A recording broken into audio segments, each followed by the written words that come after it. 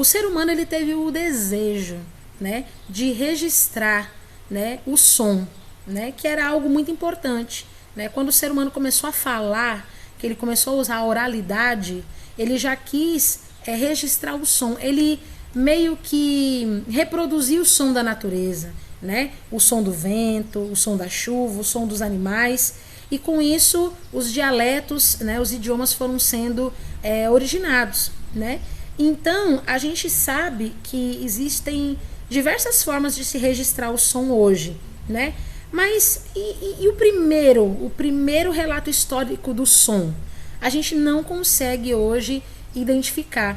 Por quê? Porque com o passar do tempo, a gente viu surgir várias outras formas de gravar e de reproduzir o som, né? E agora eu vou mostrar para vocês algumas dessas formas das quais eu também vivi. Eu sou uma sobrevivente dessa época, né? Então a gente vai ver aqui nessa aula a evolução da gravação e da reprodução do som do gramofone até os dias de hoje, tá? Então a música concreta, né, a gente pode chamar ela assim, ela é composta de sons, de ruídos, né? E esses sons, esses ruídos, eles vão formar aí melodias, eles vão formar aí uma identidade musical. A gente pode usar qualquer tipo de som, qualquer tipo de barulho. O som da vassoura varrendo o chão, o som da água da chuva caindo do céu, o som, nesse momento aqui, meu vizinho aqui tocando músicas aqui, é um som. Os latidos dos cachorros, daqui a pouco minhas cachorras começam a dar aqui o ar da graça, vocês vão ver. Então, quando o músico, ele começa a compor a sua canção, a intenção dele é captar esses sons e reproduzir através de quê? Através de instrumentos, né? Ele vai utilizar o piano, o violão, a flauta, ele vai utilizar os instrumentos que ele sabe tocar. Só que com a gravação, ele pode manipular a velocidade, por exemplo, desses sons e pode repetir, né, essa sequência de sons.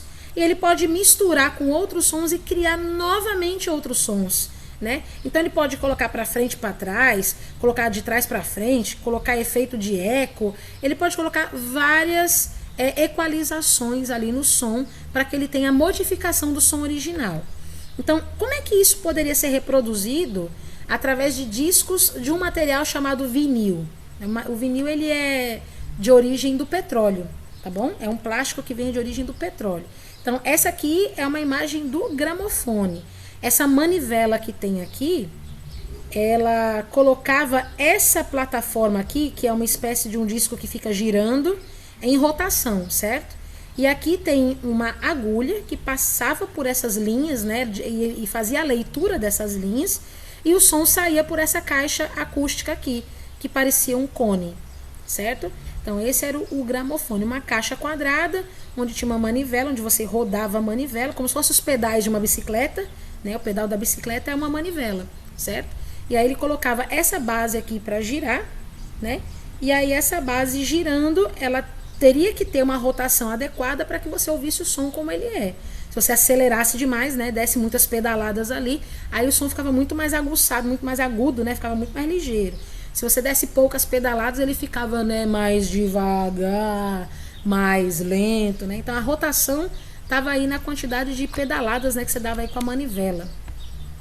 Aí aqui a gente já tem um gramofone mais moderno, né? Você já está vendo que ele já tem aqui as saídas de som no próprio equipamento, né? E você já está vendo aqui a agulha de som já mais modernizada, né? Eu não peguei essa época aqui ainda não, né? Esse aqui já é mais antigo. Aqui a gente tem outros estilos de gramofone. Aqui a gente já tem uns que vinham dentro de uma maletinha, né? Que acabava protegendo também aí, né, o aparelho. E aqui um gramofone assim de mesa, que ele é mais detalhado, provavelmente ele era mais caro, né, para pessoas assim mais requintadas. E aqui tinha aparelho de rádio conectado, né? Então esse aqui era um gramofone com rádio conectado. E talvez isso aqui seja até um relógio, viu? Pelo que eu tô percebendo aqui, era rádio, relógio e o gramofone. Que interessante. Aqui é um gramofone mais moderno, acho que a gente não chama nem mais de gramofone aqui, porque já não tem mais aquele cone como alto-falante, né? Os alto-falantes já estão aqui, ó. A gente pode dizer que isso aqui já é uma vitrola, certo? Aqui já é uma vitrolinha. Esse tipo aqui eu já conheci quando eu era menina. Aqui já é da minha época. Isso aqui é uma vitrola. Isso aqui é bem parecido com aqui o meu pai né, meu padrinho tinham, né? Aqui é o aparelho tão famoso chamado 3 em 1. Ah, esse aqui não é o 3 em 1 ainda não. Aqui é só rádio e tocador de disco. Esse aqui é o toca-disco ainda. Esse aqui não é o 3 em 1 ainda não, esse aqui é o 2 em 1. Ele é rádio e ele é tocador de disco. O 3 em 1 vem ainda. Ó, esse aqui é da maletinha, né? Que eles tinham também. Essa maletinha aqui ficava sem o bolachão, tá vendo? A gente chama de bolachão esse disco, né? A gente chama isso aqui de bolachão. Aí a maletinha ficava guardadinha, quando você colocava o bolachão, ele começava a tocar. Agora sim, agora esse aqui é o 3 em 1 que os meus pais tinham, ó, porque aqui ele também é tocador de fita cassete. Então aqui ó, a gente levantava essa tampa, colocava o disco aqui para tocar, aqui era o rádio, né? AM e FM, né? Como é que eu sei que é AM e FM? Porque ele tem aqui ó, duas separações ó, de radiofrequência, FM e AM embaixo, né? A FM e AM são frequências de rádio, né, que a gente ouvia naquela época. E aqui é o toca-fitas, né? Não sei se vocês já viram, né? Fita cassete. Olha aqui, ó. Isso aqui é o 3 em 1. Olha o tamanho das caixas. As caixas de som desses aparelhos aqui, elas tinham assim 70, 80 centímetros de altura. Eram bem pesadas e bem grandes. E elas ficavam assim fixas, né? Nos móveis. E esse daqui ficava em cima das mesas, né? Em cima dos racks ou das estantes da época, né? Mas as caixas eram bem grandes. Ela vinha até a altura da minha coxa, né? Era bem grande as caixas na época. Meu carro. Então, aí depois eles fizeram os toca-fitas de carro, né? Que são os portáteis. Esse aqui não era portátil. Olha aqui como é que era por dentro, tá vendo? Aqui é o espaço que a gente colocava as fitas cassete organizada para quando a gente quiser usar, colocava aqui dentro. A gente apertava um botão, essa gavetinha aqui ela abria, aí a gente colocava a fita e depois ela embutia para dentro para poder ler aquela fita magnética. E aqui é o rotator, né, pra gente colocar o disco de vinil, e aqui é o rádio. Aí mudamos, né, esse aqui já é mais da nossa época, com certeza. Esse aqui também é o aparelho de som 3 em 1. Só que aqui já não é mais o tocador de vinil, né, ele toca CD, né? Então ele toca CD e aqui ele tem já a abertura também para fita, né, fita cassete. E aqui também tem a questão do rádio. Alguns também tem entrada para karaokê, né, para brincar de karaokê. Alguns aparelhos de som desse tinha entrada para um CD só, depois teve a entrada para 3 CDs, depois teve a bandeja para 7 CDs, né? E eles foram evoluindo. Aqui, ó, são os gravadores portáteis, e aqui as fitas cassete, né? Isso aqui era uma febre. Quem tinha um desse aqui era rico na época, né? Você colocava aqui o gravador, era para gravar, né? Gravar eventos, gravar música, gravar áudios. E esse aqui eu tive. Esse aqui era um rádio gravador, né? Você gravava. Esse aqui é um rádio gravador. Eu vou ter um desse. Pois é. Aqui você ouve a fita cassete, né? Ou então um rádio, ou então você colocava o programa de rádio para ser gravado na fita cassete. Também funcionava. Então esse aqui era um rádio gravador, certo? Ele gravava e reproduzia o som. E aí, mais para frente, a gente foi tendo o quê? Os Walkman e os Discman, né? O Walkman era a forma portátil que a gente tinha de ouvir som. Eu tive isso aqui, né? A gente colocava a fita cassete aqui dentro e escutava música. Os fones tinham esse arquinho aqui, né? Aí depois veio a febre do Discman. Aqui é o Walkman que colocava fita cassete. Aqui é o Discman que colocava CD, né? Que é esse aqui. Eu também já tive um desse, né? E depois veio a febre dos iPods, né? Você colocava aqui diversas músicas porque cabia muito mais do que num simples CD ou numa fita cassete. Então aqui tinha armazenamento interno para muito mais músicas, né? E aí tem várias e diversas formas esse iPod. E eu já tive esse aqui que a gente chama de MP3, né? Colocava as músicas aqui, colocava um fonezinho e ia-se embora, né? A gente teve esse daqui também. E hoje, toda e qualquer reprodução aí, né, de música, de gravação de CD, de vídeo, de áudio, né, a gente tem agora nos smartphones, né, que são verdadeiros, vamos dizer assim, microcomputadores, né? Hoje a gente faz muito mais com um único celular, né, do que com todos aqueles aparelhos que vocês viram agora, né? Então, a gente está observando isso daqui, ó. Após terem sido tratados aí os diversos trechos ou objetos sonoros, né, como são chamados, eles são organizados aí numa forma de montagem, a mistura desses elementos, para a gente compor uma canção que é idealizado pelo artista para ser reproduzido nesses veículos que vocês viram aqui, certo? Bom, pessoal, a gente ainda vai observar uma linha do tempo agora, tá? Essa linha do tempo está aí no livro da página 30, né? O livro de artes, página 30, aí com vocês. Então tá aqui, ó. Em 1877, Thomas Alva Edison, ele patenteou o fonógrafo, que foi o primeiro aparelho capaz de gravar e de reproduzir sons em um cilindro de papel ou então um cilindro de cera. Então esse aqui é o avô do gramofone, certo? Aí em 1948, com o fim da Segunda Guerra Mundial, surge o disco de vinil, né? Onde eles tocavam aí cerca de 23 minutos de cada lado só, né? Esse novo produto foi desenvolvido aí pela Columbia e recebeu o nome de Long Play Record. Por isso que a gente chama de LP, que é de Long Play, certo? Aí em 1963 surgiu a fita cassete, que ela era constituída de 2 carretéis, né? Tem 2 carretéisinhos aqui, né? Que contém uma fita magnética, né? De 10 centímetros por 7 metros. E ela era colocada dentro dessa caixinha plástica que facilitava muito o manuseio. A gente podia guardar, levar para onde a gente quisesse, né? E essa leitura dessa fita magnética é que proporcionava aí, às vezes, 30 minutos, 60 minutos de áudio, né? Se era 30 minutos, era 15 minutos de cada lado.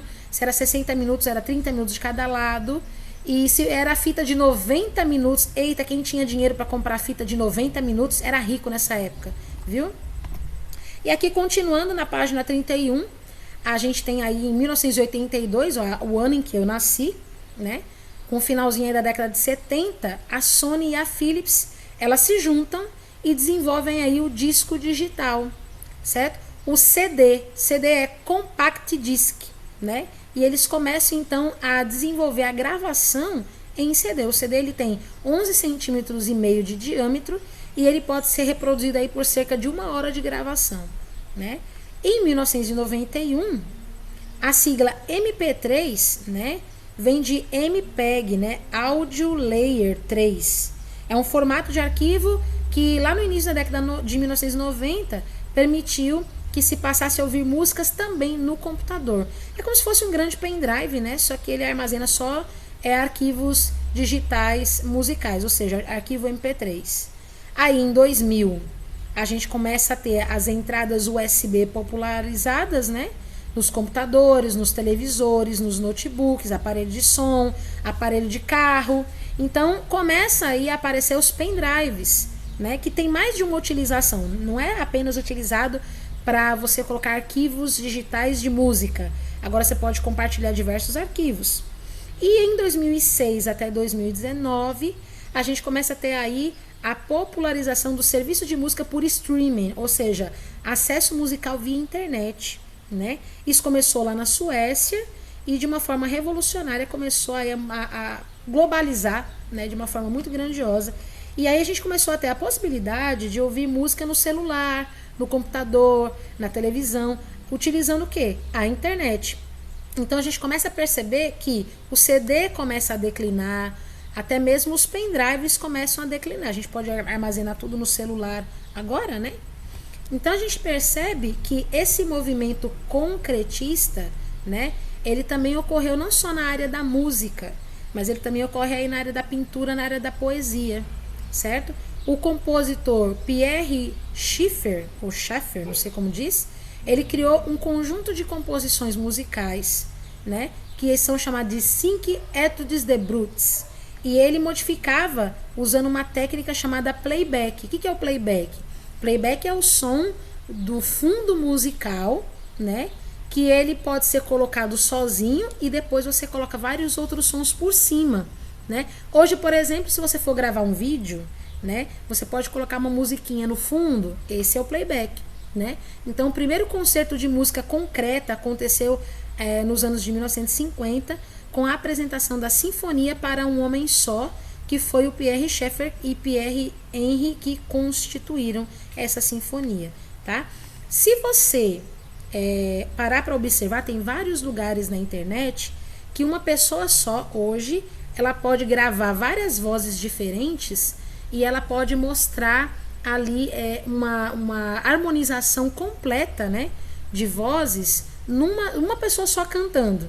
Eu vou mostrar para vocês lá no grupo daqui a pouco uma pessoa só cantando uma música, só que ele fez a distorção de voz gravando ele em diferentes momentos e depois juntando tudo. Foi mais ou menos isso o que o Pierre Schaeffer ele fez aqui, tá? E por último, eu quero também que vocês conheçam a música eletrônica dos tempos antigos, né? A música eletrônica começou com esse aparelho aqui, que ele é chamado de Theremin, certo? E eu vou mandar um vídeo para vocês também saberem como que é a utilização do Theremin. Ou seja, os sons, eles são criados a partir da vibração desse aparelho aqui. As pessoas não chegam nem a encostar as mãos nesse aparelho. Mas a forma de aproximar as ondas sonoras, né, produzidas pelo ar em movimento, vão produzir os sons que esse aparelho chamado Theremin, ele executa. Então aqui, a partir aqui do século XIX, a gente começa a perceber quais foram os primeiros aparelhos, né, que vão fazer aí a música eletrônica ganhar conhecimento, né? Então esse aparelho aqui que vocês estão vendo é o Theremin, né? Ele é tocado sem que ninguém encoste a mão nele. Os sons são reproduzidos com a proximidade da mão do músico em relação à antena desse aparelho, que vai acabar gerando ali uma interferência, né, na frequência, né, ali como se fosse uma frequência de rádio, né, e gerando ali uma certa corrente elétrica que aumenta ou diminui a vibração dos sons. Então esse aqui é o primeiro sintetizador. Tá certo? Então é isso, gente. Esse Theremin aqui, ele traz pra gente os primeiros sons dessa questão aí da música eletrônica. E aqui a gente tá vendo um pouco sobre o que é música eletrônica para nós hoje, né? Hoje, os recursos digitais, como sintetizadores, por exemplo, eles conseguem elaborar sozinhos os sons. A gente não precisa fazer mais a movimentação da frequência, né, dessas ondas magnéticas, dessas frequências, para a gente ter o som, né, porque eles usam computadores, programas que têm aí, né, uma disponibilidade para organizar essas frequências, né, e eles utilizam uma técnica chamada sampling, né, que é uma forma que organiza os sons da maneira como você configura. Então, as músicas que são compostas eletronicamente, elas são todas fragmentadas e ao mesmo tempo reunificadas numa mesma composição por causa desses equipamentos. Frações de segundo, né? Você consegue dar aí uma intensidade melhor, uma batida melhor, um movimento melhor para as músicas, né? Com esse recurso aí maravilhoso. A gente também consegue ver que essa música, ela tem uma modalidade bem diferente, né? A gente não consegue ver que é um único artista que faz tudo isso. A gente tem grupos de artistas que eles vão aí pesquisar, produzir, trabalhar em conjunto, e na divisão de tarefas eles vão produzir essas canções que tantos jovens gostam, né? E que acabam sendo executadas aí nessas festas, né? Que são públicas hoje em dia, né? Então hoje as festas dos grandes músicos aí da música eletrônica, elas são grandes shows montados com palcos bem gigantescos, certo? Então, tá aqui. Pra gente terminar, a gente vai fazer aqui as atividades, né?